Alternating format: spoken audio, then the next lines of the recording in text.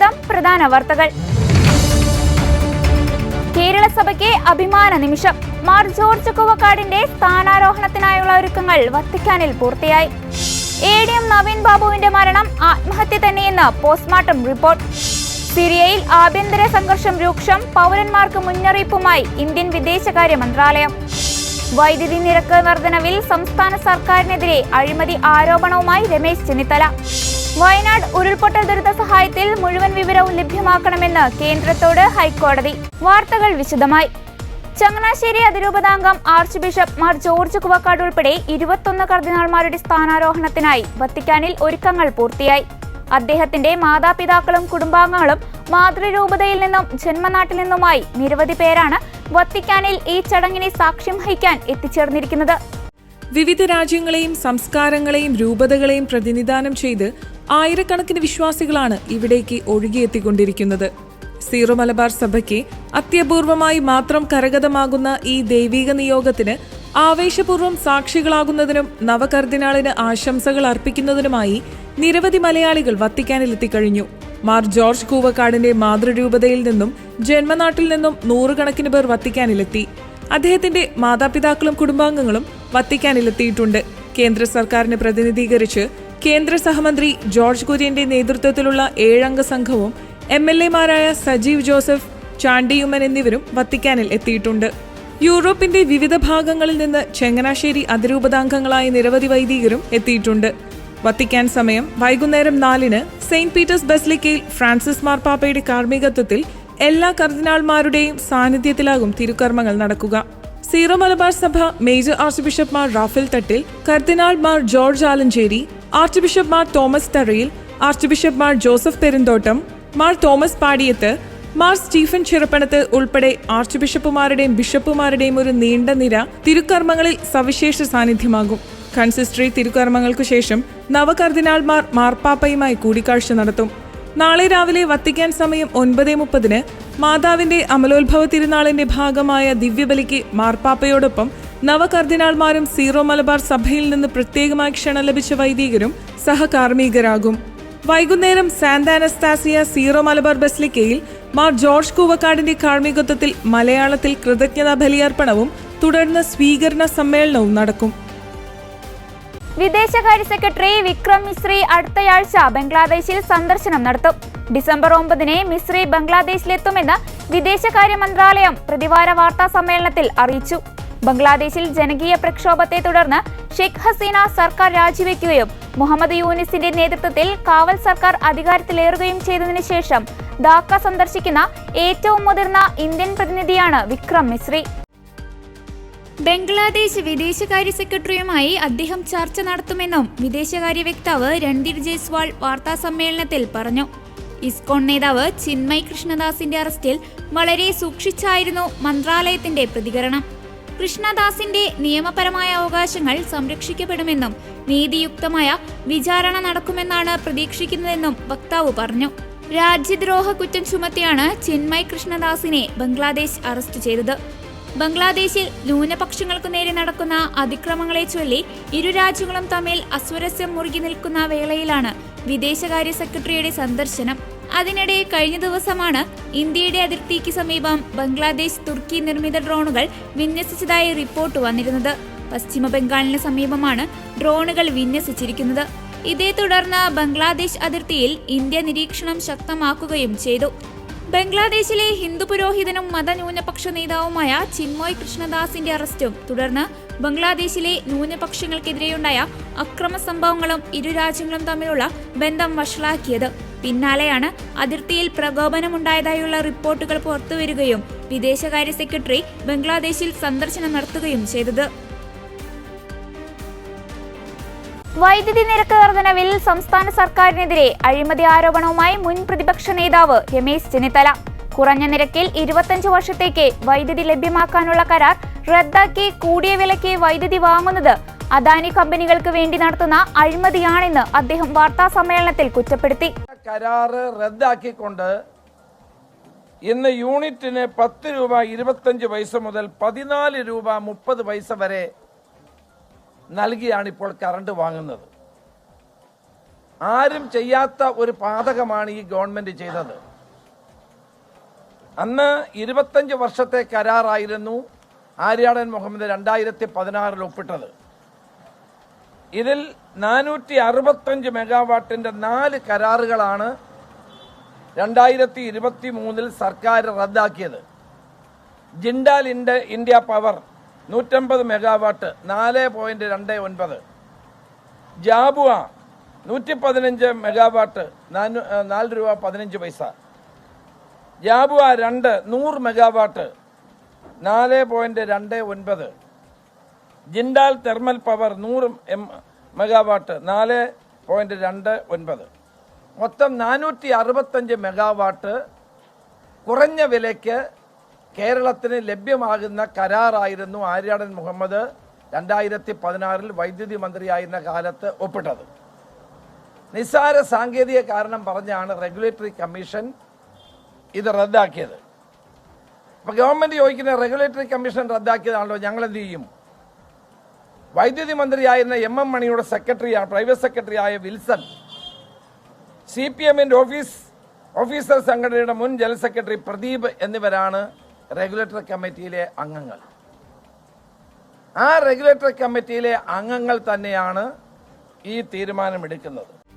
UDF സർക്കാരിന്റെ കാലത്ത് 4 രൂപയ്ക്ക് വാങ്ങിയ വൈദ്യുതി 10.25 രൂപ മുതൽ 14 രൂപ നിരക്കിലാണ് ഇപ്പോൾ വാങ്ങുന്നതെന്നും 4 അദാനി കമ്പനികളിൽ നിന്നാണ് വൈദ്യുതി വാങ്ങുന്നതെന്നും പറഞ്ഞ അദ്ദേഹം റെഗുലേറ്ററി കമ്മീഷനും സർക്കാരും ചേർന്ന് നടത്തുന്ന അഴിമതിയാണ് ഇതിന് പിന്നിലെന്നും രമേശ് ചെന്നിത്തല ആരോപിച്ചു. കുറഞ്ഞ നിരക്കിൽ വൈദ്യുതി വാങ്ങാനുള്ള ദീർഘകാല കരാർ ഒഴിവാക്കി ഉയർന്ന നിരക്കിൽ വൈദ്യുതി വാങ്ങാനുള്ള തീരുമാനമാണ് ബോർഡിനെ കടക്കെണിയിലാക്കിയത്. യൂണിറ്റിനെ 4 രൂപയ്ക്ക് വൈദ്യുതി വാങ്ങാനുള്ള 25 വർഷത്തേക്കുള്ള ദീർഘകാല കരാർ 2016 അന്നത്തെ വൈദ്യുതി മന്ത്രി ആര്യാടൻ മുഹമ്മദാണ് ഒപ്പുവെച്ചത്. അത് റദ്ദാക്കി യൂണിറ്റിനെ 10 മുതൽ 14 രൂപ വരെയുള്ള വിലയ്ക്ക് കറണ്ട് വാങ്ങാൻ 4 അദാനി കമ്പനികളുമായി സംസ്ഥാനം കരാറുണ്ടാക്കി. 465 മെഗാവാട്ട് വൈദ്യുതി കുറഞ്ഞ വിലയ്ക്ക് ലഭ്യമാകുന്ന കരാർ റെഗുലേറ്ററി കമ്മീഷൻ റദ്ദാക്കിയത് ഒത്തുകളിയാണ്. മുൻ വൈദ്യുതി മന്ത്രി MM മണിയാണ് റെഗുലേറ്ററി കമ്മീഷൻ അംഗം. സംസ്ഥാന സർക്കാരിന് ഇക്കാര്യത്തിൽ വ്യക്തമായ പങ്കുണ്ടെന്നും ചെന്നിത്തല ആരോപിച്ചു. കേരളത്തിന്റെ പവർ പർച്ചേസ് ചിത്രത്തിൽ അദാനിയെ കൊണ്ടുവരാനാണ് UDF ഭരണകാലത്തെ കരാർ. സാങ്കേതിക കാരണം പറഞ്ഞ് സംസ്ഥാന സർക്കാരും റെഗുലേറ്ററി കമ്മീഷനും ചേർന്ന് ഒഴിവാക്കിയത്. KSEBയെ പ്രതിസന്ധിയിലാക്കി സ്വകാര്യവൽക്കരിക്കാനുള്ള നീക്കം ഇതിന് പിന്നിലുണ്ടോ എന്ന് സംശയമുണ്ട്. നിരക്ക് വർധനവിൽ നിന്ന് സംസ്ഥാന സർക്കാർ പിന്മാറണം. നിരക്ക് വർധന സംസ്ഥാന താൽപര്യത്തിന് ഗുണകരമല്ല. സ്മാർട്ട് സിറ്റി പദ്ധതിയിൽ ടീകോമിനെ സംരക്ഷിക്കാനുള്ള നടപടിയാണ് മന്ത്രി രാജീവിന്റെ ഭാഗത്തു നിന്നുണ്ടായത്. കരാർ ലംഘനത്തിൽ കമ്പനിക്കെതിരെ ശക്തമായ നടപടി സ്വീകരിക്കണം. വ്യവസായ മന്ത്രി ടീകോമിനെ സംരക്ഷിക്കാനുള്ള നിലപാട് എടുക്കുന്നു. ബാജു ജോർജിനെ സമിതിയിൽ വെച്ചതിൽ നിക്ഷിപ്ത താൽപര്യമുണ്ട്. ADM നവീൻ ബാബുവിന്റെ മരണത്തിൽ സർക്കാർ CBI അന്വേഷണത്തെ ഭയക്കുന്നു. ദിവ്യയെ സംരക്ഷിക്കാനാണ് CBI അന്വേഷണം എതിർക്കുന്നത്. ഭയക്കാനില്ലെങ്കിൽ അന്വേഷണം CBIക്ക് വിടണം. കേരള പോലീസ് നവീൻ ബാബുവിന്റെ കുടുംബത്തിന് നീതി നൽകില്ല. കേരളത്തിൽ നടക്കില്ല. 100 കണക്കിന് ഭൂമി ഏറ്റെടുത്തിട്ടുള്ള പദ്ധതി ആവശ്യമില്ല. അവരത് നടത്തി. ഉമ്മൻചാണ്ടി ഗവൺമെന്റും ആ വിലയ്ക്ക് വൈദ്യുതി വാങ്ങിച്ചു. 6 വർഷത്തിലധികം കാലം ഈ ഗവൺമെന്റും വൈദ്യുതി വാങ്ങിച്ചു. 2 വർഷക്കാലം മുമ്പ് ആ കരാർ റദ്ദാക്കി. ഒരു യൂണിറ്റിന് 4 രൂപ 29 പൈസയ്ക്ക് വൈദ്യുതി 25 വർഷത്തേക്ക് വാങ്ങിക്കുന്ന കരാർ റദ്ദാക്കി. എന്നിട്ട് കരാർ റദ്ദാക്കിയിട്ട് എത്ര രൂപയ്ക്കാണ് വൈദ്യുതി മേടിച്ചത്? 1 പൈസ കുറച്ചല്ല മേടിച്ചത്. 6 രൂപ മുതൽ 12 രൂപ വരെ വൈദ്യുതി വാങ്ങിച്ചു. 4 രൂപ 29 പൈസയ്ക്ക് 1 യൂണിറ്റ് വൈദ്യുതി മേടിക്കാനുള്ള കരാർ റദ്ദാക്കിയിട്ട് 12 രൂപ എന്ന 3 ഇരട്ടിക്ക് വരെ ഇവർ വൈദ്യുതി ചാർജ് വാങ്ങിച്ചു. അതായത് ഒരു ദിവസം 15-20 കോടി രൂപ ഈ വൈദ്യുതി മേടിക്കുന്നതിന്റെ അടിസ്ഥാനത്തിൽ മാത്രം വൈദ്യുതി ബോർഡിന് നഷ്ടമുണ്ടായി.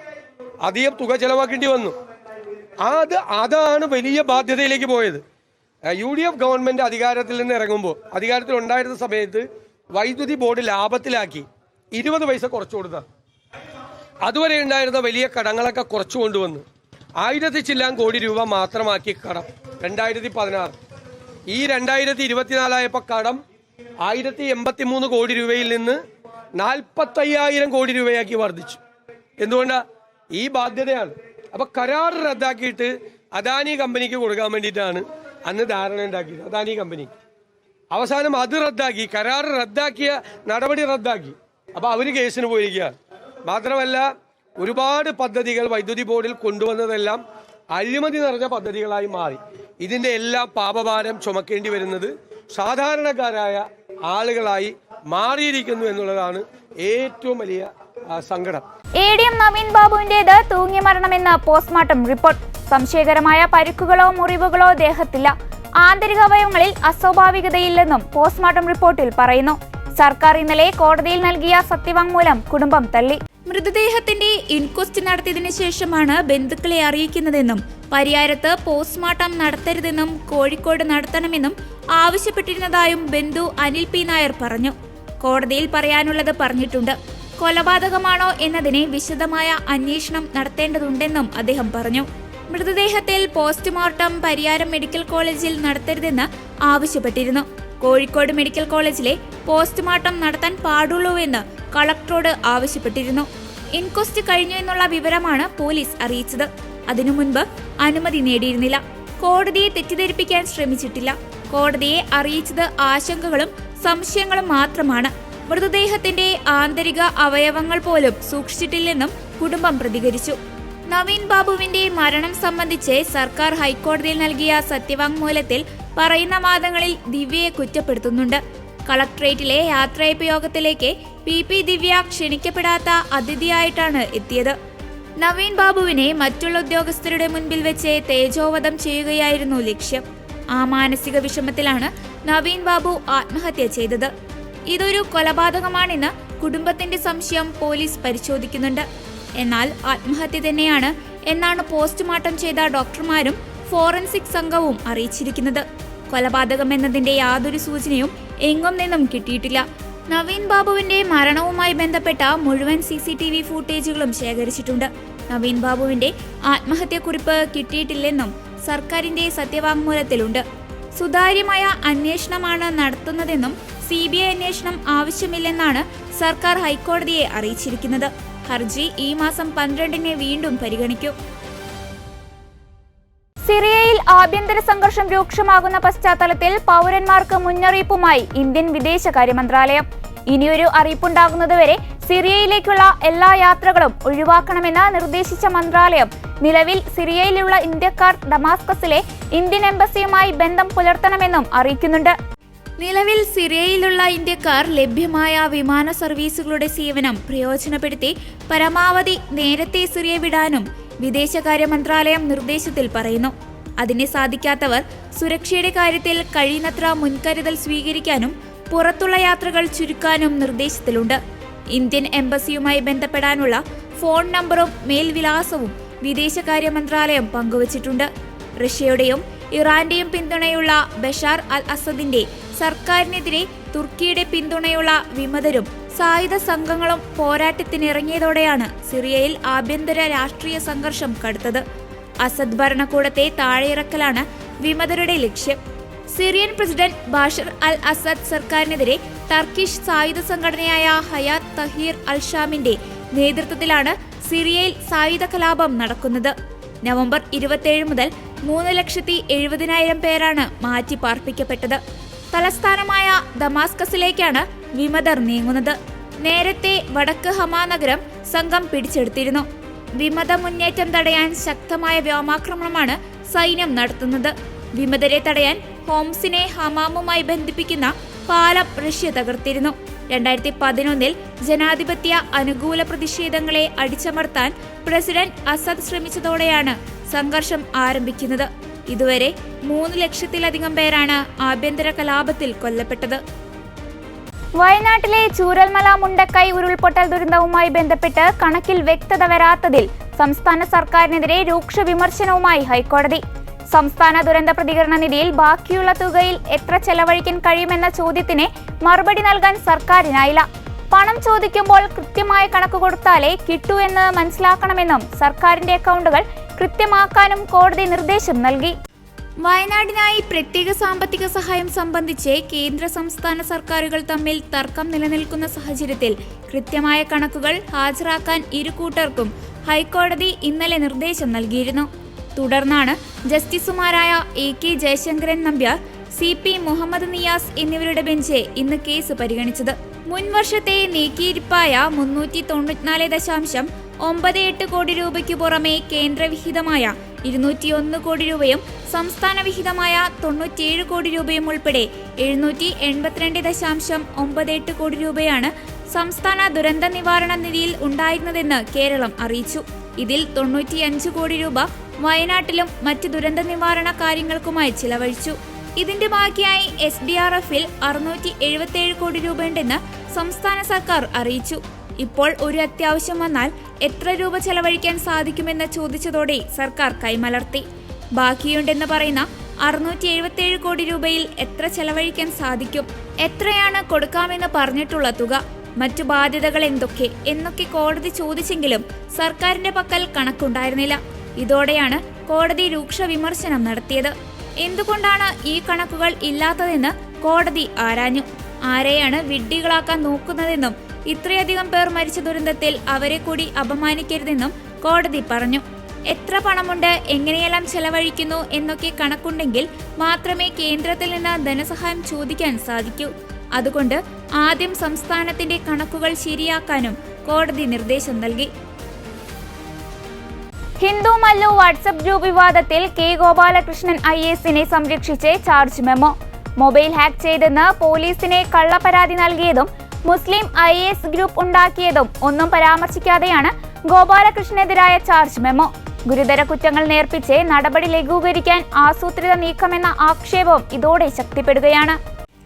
K ഗോപാലകൃഷ്ണനെതിരെ കേസെടുക്കാനാവില്ലെന്ന് പോലീസ് അന്വേഷണ റിപ്പോർട്ടിൽ വ്യക്തമാക്കിയിരുന്നു. വിദ്വേഷ പരാമർശങ്ങളടങ്ങിയ സന്ദേശങ്ങൾ ഗ്രൂപ്പിൽ ഇല്ലാത്തതിനാൽ കേസ് നിലനിൽക്കില്ലെന്നാണ് പ്രാഥമിക അന്വേഷണം നടത്തിയ narcotic cell assistant commissioner Ajith Chandran നായരുടെ റിപ്പോർട്ടിൽ പറഞ്ഞിരുന്നത്.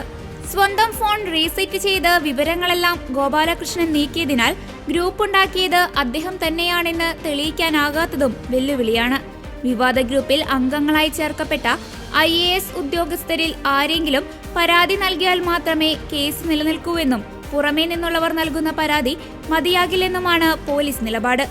മതത്തിന്റെ പേരിൽ ഉദ്യോഗസ്ഥരെ വേർതിരിക്കും വിധം ഗ്രൂപ്പ് ഉണ്ടാക്കിയത് വിവാദമായതിന് പിന്നാലെ മുസ്ലിം ഉദ്യോഗസ്ഥരുടെ ഗ്രൂപ്പും ഉണ്ടാക്കുകയായിരുന്നു K ഗോപാലകൃഷ്ണൻ. ഇതിനെതിരെ ഒരു IAS ഉദ്യോഗസ്ഥൻ നൽകിയ പരാതിയും സർക്കാരിന് മുന്നിലുണ്ട്. വിവാദം കൈവിട്ടു പോയതോടെ ഫോൺ ആരോ ഹാക്ക് ചെയ്തെന്ന് ഗോപാലകൃഷ്ണൻ പോലീസിനെ പരാതി നൽകി. ഈ വാദം പോലീസും മെറ്റയും ശാസ്ത്രീയ പരിശോധനയിൽ തള്ളുകയും ചെയ്തിരുന്നു. ഗുരുതര ആരോപണങ്ങളെല്ലാം ഒഴിവാക്കിയാണ് ചാർജ് മെമ്മോ നൽകിയിട്ടുള്ളത്. ഉദ്യോഗസ്ഥർക്കിടയിൽ വിഭാഗീയത വളർത്താൻ ശ്രമിച്ചെന്ന കുറ്റം മാത്രമാണിപ്പോൾ ഗോപാലകൃഷ്ണന് നേരെ നിലവിലുള്ളത്. മുസ്ലിം ഗ്രൂപ്പ് ഉണ്ടാക്കിയതോ അതിനെതിരെ ഉദ്യോഗസ്ഥൻ നൽകിയ പരാതിയുടെ സ്ക്രീൻഷോട്ടോ മെമ്മോയിൽ ഉൾപ്പെടുത്തിയിട്ടില്ല. ഇതിനെല്ലാം അപ്പുറത്ത് ഫോൺ ഹാക്ക് ചെയ്തെന്ന വ്യാജ പരാതി പോലീസിന് നൽകിയതിലും ഗോപാലകൃഷ്ണനെതിരെ നടപടി നിർദ്ദേശമൊന്നുമില്ല. ഉന്നത ഉദ്യോഗസ്ഥർക്കിടയിൽ മതപരമായ ഭിന്നിപ്പുണ്ടാക്കും വിധമുള്ള നടപടിയിൽ സമാനതകളില്ലാത്ത വിവാദമുയർന്നിട്ടും ഉദ്യോഗസ്ഥന് ക്ഷണമൊരുക്കുന്ന നിലപാടാണ് IAS ഉദ്യോഗസ്ഥർ അടക്കം എല്ലാവരും തുടക്കം മുതൽ എടുത്തിരിക്കുന്നത്. ഇത് പൂർണ്ണമായും ശരിവയ്ക്കും വിധത്തിലാണ് ചാർജ് മെമ്മോ. ഫെങ്കൽ ചുഴലിക്കാറ്റിനെ തുടർന്നുണ്ടായ നാശനഷ്ടങ്ങളിൽ തമിഴ്നാടിനെ അടിയന്തര സഹായമായി കേന്ദ്രം 944.80 കോടി രൂപ അനുവദിച്ചു. 2 ഗഡുക്കളായി സംസ്ഥാനത്തിന് പണം കൈമാറാൻ കേന്ദ്ര ആഭ്യന്തര മന്ത്രാലയം അനുമതി നൽകി. പുതുച്ചേരിയിലും തമിഴ്നാട്ടിലും ചുഴലിക്കാറ്റ് മൂലമുണ്ടായ നാശനഷ്ടങ്ങൾ വിലയിരുത്താൻ കേന്ദ്ര സംഘത്തെ അയച്ചിട്ടുണ്ട്. 2000 കോടി രൂപയാണ് തമിഴ്നാട് ആവശ്യപ്പെട്ടത്. ഫെൻജൽ ചുഴലിക്കാറ്റിനെ തുടർന്ന് 30 വർഷത്തിന് ശേഷമുള്ള റെക്കോർഡ് മഴയായിരുന്നു പുതുച്ചേരിയിൽ രേഖപ്പെടുത്തിയത്. തമിഴ്നാടിന്റെ ഭാഗമായ കടലൂർ, വിഴുപ്പുറം ഭാഗങ്ങളിലും മഴയിലും വെള്ളക്കെട്ടിലും ജനജീവിതം ദുരിതപൂർണമായിരുന്നു. കഴിഞ്ഞ ദിവസം DMK അംഗം തിരുച്ചി ശിവ രാജ്യസഭയിൽ ശൂന്യവേളയിൽ പ്രളയം ബാധിച്ച തമിഴ്നാടിനെ 2000 കോടി ആവശ്യപ്പെട്ടിരുന്നു. 14 ജില്ലകളെയും നേരിട്ട് 1.5 കോടി ജനങ്ങളെയും ചുഴലിക്കാറ്റ് ബാധിച്ചിട്ടുണ്ട്. 69 ലക്ഷം കുടുംബങ്ങളെ മാറ്റി പാർപ്പിക്കേണ്ടി വന്നു. 40 പേർക്ക് ജീവൻ നഷ്ടപ്പെട്ടുവെന്നാണ് MP സഭയിൽ അറിയിച്ചത്. അതേസമയം വയനാട് ദുരന്തത്തിന്റെ പശ്ചാത്തലത്തിൽ സ്വമേധയാ സ്വീകരിച്ച ഹർജി ഹൈക്കോടതി ഇന്നാണ് പരിഗണിക്കുന്നത്. വയനാട് ദുരന്തവുമായി ബന്ധപ്പെട്ട ഫണ്ട് കണക്കുകളിൽ കേന്ദ്ര സംസ്ഥാന സർക്കാരുകൾ വ്യക്തത വരുത്തും. വയനാട് പുനരധിവാസത്തിനായി എത്ര തുക ആവശ്യമാണെന്ന് സംസ്ഥാന സർക്കാർ അറിയിക്കും. സംസ്ഥാന ദുരന്ത നിവാരണ ഫണ്ടിലെ നീക്കിയിരിപ്പ് തുകയിലും വ്യക്തത വരുത്തും. ദുരന്തമുണ്ടായ സമയത്ത് SDRF അക്കൗണ്ടിൽ എത്ര തുക ഉണ്ടായിരുന്നുവെന്നും വയനാടിനായി ഉപയോഗപ്പെടുത്താൻ കഴിയുന്ന തുകയിലും വിശദീകരണം നൽകും. എത്ര ഫണ്ട് വയനാട് ദുരന്തത്തിനായി നൽകിയെന്നതിലും ഇനി എത്ര നൽകുമെന്നതിലും കേന്ദ്ര സർക്കാരും വിശദീകരണം നൽകും. ദുരന്തശേഷം നൽകിയ ഇടക്കാല സഹായത്തിലും കേന്ദ്ര സർക്കാർ വ്യക്തത വരുത്തും. ഹേമ കമ്മിറ്റി റിപ്പോർട്ട് വിവരാവകാശ നിയമപ്രകാരം നൽകിയപ്പോൾ സർക്കാർ തങ്ങളെ അറിയിക്കാതെ ഒഴിവാക്കിയ ഭാഗങ്ങൾ പുറത്തുവിടണമെന്ന മാധ്യമപ്രവർത്തകരുടെ അപ്പീലിൽ ഇന്ന് വിവരാവകാശ കമ്മീഷന്റെ ഉത്തരവില്ല. ഒരു പരാതി കൂടി ലഭിച്ച സാഹചര്യത്തിലാണ് നടപടി. ഹേമ കമ്മിറ്റി റിപ്പോർട്ടിൽ നിന്ന് സർക്കാർ ഒഴിവാക്കിയ 5 പേജുകളും 11 ഖണ്ഡികകളും പുറത്തുവിടണമെന്നാണ് മാധ്യമപ്രവർത്തകർ അപ്പീലിൽ ആവശ്യപ്പെട്ടത്.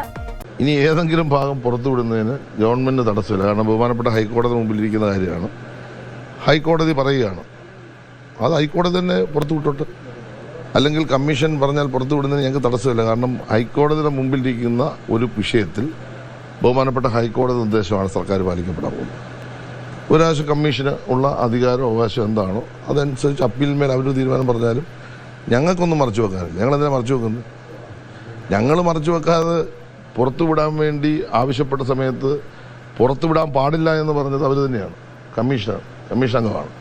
അത് പുറത്തുവിട്ടില്ല. പക്ഷെ അതിൽപ്പെടാത്ത 5 പേജുകളാണല്ലോ പുറത്തുവിടാൻ അനുമതിയുള്ള പേജുകളാണ് പുറത്തുവിടാൻ. ഇല്ല ഒരു പേജും. അത് കൃത്യമായിട്ട് ഞാൻ പറയുന്നു. വിവരാവകാശ കമ്മീഷൻ അംഗം പറഞ്ഞ പുറത്തുവിടാൻ പാടില്ല എന്ന് പറഞ്ഞത് ഒഴിച്ച് മുഴുവൻ കാര്യങ്ങളും പുറത്തുവിട്ടിട്ടുണ്ട്. അപ്പോഴാണ് ബഹുമാനപ്പെട്ട ഹൈക്കോടതി പറയുന്നത് ഇതെല്ലാം നിങ്ങൾ സീൽ ചെയ്ത് ഇവിടെ തരാൻ പറഞ്ഞു. അപ്പം തന്നെ ബന്ധപ്പെട്ട ആളുകൾ അത് സീൽ ചെയ്ത് ഹൈക്കോടതി കൊടുത്തു. ഹൈക്കോടതി മുമ്പാകിയതുകൊണ്ട് ഇത് മുഴുവൻ ബന്ധപ്പെട്ട അന്വേഷണ ഏജൻസി ഹൈക്കോടതി കൈമാറിയിട്ടുണ്ട്. ഇത് വളരെ സുതാര്യമായൊരു കാര്യമാണ്. ആര് ചോദിച്ചാലും അത് ഹൈക്കോടതി ഉത്തരവിൻ്റെ അടിസ്ഥാനത്തിൽ ലഭ്യമാകുന്നൊരു കാര്യമാണ്. അതൊരു പുതുമയായിട്ടൊരു കാര്യമായിട്ട് ഞാൻ കാണുന്നുണ്ട്. ഹേമ കമ്മിറ്റി ഉത്തരവിന്റെ പകർപ്പ് വാങ്ങാൻ രാവിലെ 11 മണിക്കെത്താനാണ് അപ്പീൽ നൽകിയ മാധ്യമപ്രവർത്തകർക്ക് വിവരാവകാശ കമ്മീഷണർ ഡോക്ടർ എ അബ്ദുൽ ഹക്കീമിന്റെ അറിയിപ്പ് ലഭിച്ചത്. കമ്മീഷൻ ഓഫീസിലെത്തിയവരെ അകത്തേക്ക് കടത്തിവിടാൻ അധികൃതർ തയ്യാറായില്ല. ഒടുവിൽ ഒരു സുരക്ഷാ ഉദ്യോഗസ്ഥനെത്തി ഇന്ന് ഉത്തരവുണ്ടാകില്ലെന്ന് അറിയിക്കുകയായിരുന്നു. പുതിയ പരാതി നൽകിയത് ആരാണെന്ന് വെളിപ്പെടുത്താനോ അപ്പീൽ നൽകിയ മാധ്യമപ്രവർത്തകരോട് സംസാരിക്കാനോ അധികൃതർ തയ്യാറായില്ല. കമ്മീഷണറുടെ ഫോൺ സ്വിച്ച് ഓഫ് ആയിരുന്നു. ഉത്തരവ് പുറത്തുവരാനിരിക്കെ പുതിയ പരാതിയുടെ പേരിൽ നടപടി തടസ്സപ്പെട്ടതോടെ അധികൃതരുടെ നീക്കങ്ങളിൽ വീണ്ടും ദുരൂഹതയേറി. മാധ്യമപ്രവർത്തകരുടെ അപ്പീൽ ലഭിച്ചതോടെ ഹേമ കമ്മിറ്റി റിപ്പോർട്ട് പരിശോധനയ്ക്കായി വീണ്ടും ഹാജരാക്കാൻ സാംസ്കാരിക വകുപ്പിനോട് വിവരാവകാശ കമ്മീഷണർ ഒക്ടോബർ 30 ഹിയറിംഗിൽ ആവശ്യപ്പെട്ടിരുന്നു. 97 മുതൽ 107 വരെയുള്ള ഖണ്ഡികകളും 49 മുതൽ 53 വരെയുള്ള പേജുകളും ഒഴിവാക്കിയെന്ന പ്രചാരണത്തിനിടയാക്കിയത് ഉദ്യോഗസ്ഥരുടെ ഭാഗത്തുണ്ടായ വീഴ്ചയാണെന്ന് ഹിയറിംഗിൽ സാംസ്കാരിക വകുപ്പിലെ വിവരാവകാശ ഉദ്യോഗസ്ഥരായ Subhashini Thankachi, joint secretary R Santhosh എന്നിവർ കമ്മീഷനെ ബോധിപ്പിച്ചു. ഒഴിവാക്കുന്ന പേജുകൾ സംബന്ധിച്ച് ഉത്തരവിൽ രേഖപ്പെടുത്തിയപ്പോൾ പറ്റിയ ക്ലറിക്കൽ തെറ്റാണ് അത്തരം ആക്ഷേപത്തിനിടയാക്കിയത്. അപേക്ഷകർ ആവശ്യപ്പെടുന്ന പേജുകൾ പുറത്തുവിടാൻ സർക്കാർ താൽപര്യപ്പെടുന്നില്ല. ആ പേജുകളിലെ വിവരങ്ങൾ പലരുടെയും സ്വകാര്യതയെ ബാധിക്കും. ഉത്തരവിലെ പേജുകൾ സംബന്ധിച്ച് തെറ്റുപറ്റിയതിൽ അപേക്ഷകരോട് മാപ്പു പറയാമെന്നും ഉദ്യോഗസ്ഥർ അറിയിച്ചു. കമ്മീഷൻ ഈ വാദങ്ങൾ അംഗീകരിച്ചില്ല. ഉദ്യോഗസ്ഥരുടെ നടപടി സർക്കാരിന്റെ പ്രതിച്ഛായ മോശമാക്കിയെന്നും രാജ്യവ്യാപകമായി ചർച്ച ചെയ്യേണ്ട റിപ്പോർട്ടിനെ അനാവശ്യ വിവാദങ്ങളിലേക്ക് തള്ളിവിട്ടെന്നും കമ്മീഷൻ വിമർശിച്ചു. തുടർന്നാണ് റിപ്പോർട്ട് ഉടൻ ഹാജരാക്കാൻ ആവശ്യപ്പെട്ടത്. 295 പേജുള്ള റിപ്പോർട്ടിൽ സ്വകാര്യതയെ ബാധിക്കുന്ന വിവരങ്ങൾ ഒഴിവാക്കി ബാക്കിയുള്ളവ നൽകാനാണ് ജൂലൈ 5 വിവരാവകാശ കമ്മീഷൻ ഉത്തരവിട്ടത്. വ്യക്തിഗത വിവരങ്ങളായ 33 ഖണ്ഡികകൾ കമ്മീഷൻ നേരിട്ട് ഒഴിവാക്കി. സ്വകാര്യതയെ ബാധിക്കുന്ന മറ്റു വിവരങ്ങൾ ഒഴിവാക്കാൻ സാംസ്കാരിക വകുപ്പിന്റെ വിവരാവകാശ ഓഫീസർക്ക് വിവേചനാധികാരം നൽകിയെങ്കിലും ഏതാണെന്ന് അപേക്ഷകരെ മുൻകൂട്ടി അറിയിക്കാൻ ആവശ്യപ്പെട്ടു. ഇതിന്റെ അടിസ്ഥാനത്തിൽ 101 ഖണ്ഡികകൾ കൂടി വിവരാവകാശ ഓഫീസർ ഒഴിവാക്കി. ഒഴിവാക്കിയ പേജുകളും ഖണ്ഡികകളും പട്ടിക തിരിച്ച് അപേക്ഷകർക്ക് നൽകി. ഈ പട്ടികയിൽ ഇല്ലാതിരുന്നവയും പിന്നീട് ഒഴിവാക്കിയതാണ് പരാതിക്ക് ഇടയാക്കിയത്. കേരളത്തിലെ ദേശീയപാതകളുടെ വികസനവുമായി ബന്ധപ്പെട്ട് മുഖ്യമന്ത്രി പിണറായി വിജയൻ, സംസ്ഥാന പൊതുമരാമത്ത് വകുപ്പ്, ടൂറിസം വകുപ്പ് മന്ത്രി PA മുഹമ്മദ് റിയാസ് എന്നിവർ കേന്ദ്രമന്ത്രി നിതിൻ ഗഡ്കരിയുമായി കൂടിക്കാഴ്ച നടത്തി. ന്യൂഡൽഹി അക്ബർ റോഡിലുള്ള റെസിഡൻഷ്യൽ ഓഫീസിലാണ് വിശദമായ കൂടിക്കാഴ്ച നടത്തിയത്. കാസർഗോഡ് മുതൽ തിരുവനന്തപുരം വരെയുള്ള ദേശീയപാത 66ന്റെ പ്രവർത്തന പുരോഗതി കൂടിക്കാഴ്ചയിൽ വിശദമായി ചർച്ച ചെയ്തു. 6 വരിയിൽ 45 മീറ്ററിലാണ് ദേശീയപാത 66ന്റെ വികസന പ്രവർത്തനങ്ങൾ പുരോഗമിക്കുന്നത്.